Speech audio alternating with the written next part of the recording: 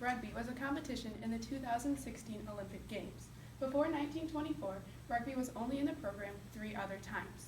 A full game consists of 40-minute halves with 15 players. But for the Olympics, rugby sevens was played where 7 players played for 7-minute halves. Rugby is a unique sport from the positions of the players, the key plays, and the rules of the game. The rules of the game of rugby are similar to sports like soccer and football, but have unique aspects to them that are only specialized to rugby. During a game, players must wear a jersey with shorts, cleats, and a mouthguard. No other protection or padding is necessary. Since rugby is a full contact sport, many players choose to wear protection caps called scrum caps in order to protect their ears and provide a little bit of cushion in the event of landing on their head in a fall. A goal in rugby is called a try. 3 points are awarded to a team when the player places the ball on the ground. The team can then earn a 2-point drop goal. This is similar to a field goal in football, where the player must kick the ball in between the goalposts. But however, in rugby, the player must kick the ball wherever the ball was placed in the try. This can be from the goalpost all the way to the out-of-bounds lines. The match ball for rugby is a round, oval-shaped ball similar to a football, but larger. The ball can only be thrown backwards in the game. The only time the ball can go forward is when it is kicked, which is permitted any time during the game.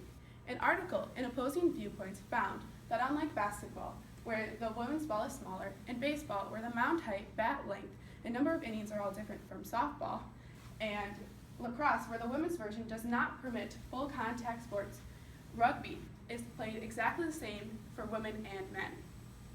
Since rugby is a full contact sport, many injuries occur. In an article called Rugby Injuries, Dr. Kevin Kaplan found that 50% of the injuries are from soft tissue injuries, such as ligament tears and sprains, and tendon tears and sprains. Many injuries are caused by full contact plays, such as rucks, mauls, and tackles. Only the ball carrier can be tackled. When the player's knees hit the ground, the player will have to set the ball down within 2 seconds. A ruck is then formed.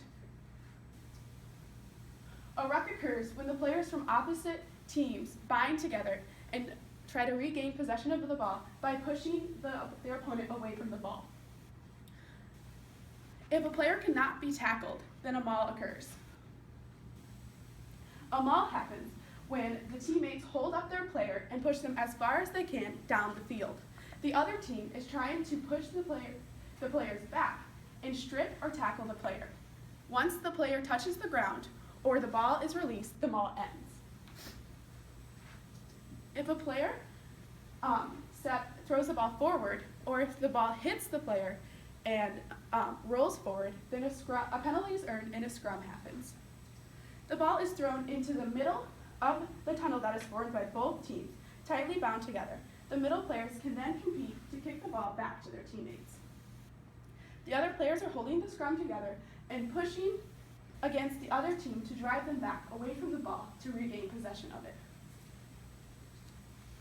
The key plays are all important, and all the plays coordinate with the players' positions that are best at accomplishing those plays. The players are divided into between forwards, which are the defensive players, and backs, the offensive players, the try scorers of the game. Forward's most important job is within the scrum. You have number 1 and 3, who are the props. These hold up player number 2, who is the only one allowed to kick the ball right in the middle. I've been a prop on the women's rugby club team here at Kelvin for a year and a half. The next players are numbers 4 and 5. These are the locks. They are the driving force that pushes the front row, 1 through 3, forward against the other team, trying to drive them away from the ball. 6 and 7 are on the outside of the scrum. They're the ones trying to hold the ball tight, hold the scrum tightly in together so it doesn't fall apart. Number 8 is the last person in the scrum. They are the ball who can take the ball from the hooker, number 2, after he has won the possession of the ball.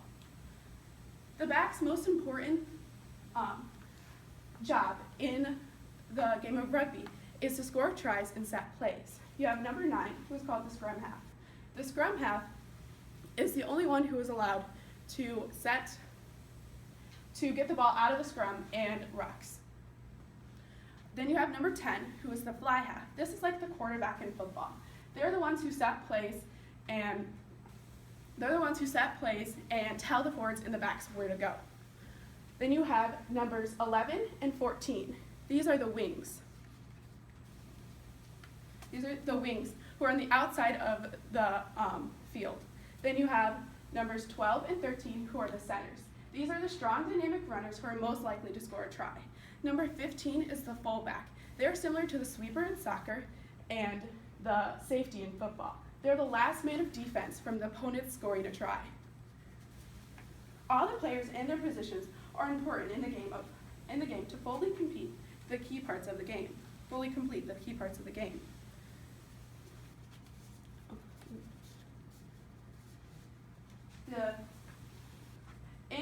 Finally, in his article, Rugby, the Player's Game, J. Gavin Reed wrote, "Rugby is a game of great strategy, in which practice plays or moves may be used on occasions.